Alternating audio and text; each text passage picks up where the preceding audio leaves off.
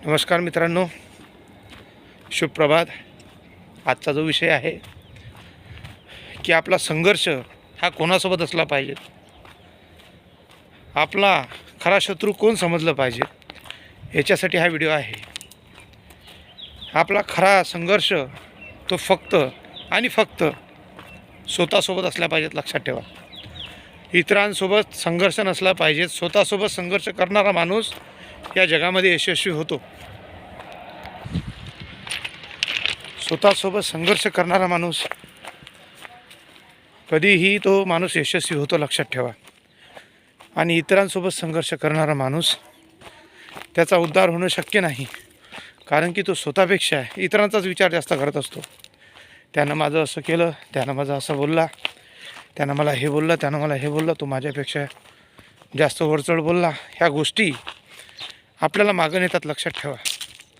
म्हणून जर संघर्ष करायचा असेल तो स्वतःसोबत करा, इतरांसोबत त्याची तुलना करू नका। जर परीक्षा घ्यायची असेल तो स्वतःसोबत घ्या, इतरांसोबत ती परीक्षा घेऊ नका। लक्षात ठेवा, स्वतःसोबत संघर्ष करणारा व्यक्ती एक ना एक दिवस तो सफल होतो। आणि स्वतःसोबत संघर्ष कसा करावा तेही समजून सांगतो। स्वतःसोबत संघर्ष जर करायचा असेल तर आपली सगळ्यात आधी कमजोरी ओळखा, की आपल्याला आपली काय कमजोरी आहे, आणि त्या कमजोरीवर तुम्ही काम करा। स्वतःसोबत जर संघर्ष करायचा असेल तर आपली ताकद ओळखा, की आपलं ताकद काय आहे, आणि त्याच्यावर तुम्ही काम करा, आणखी काम करा।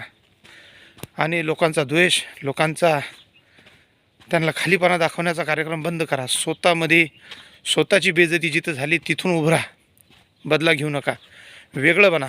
आणि जर तुम्हाला समोरच्याला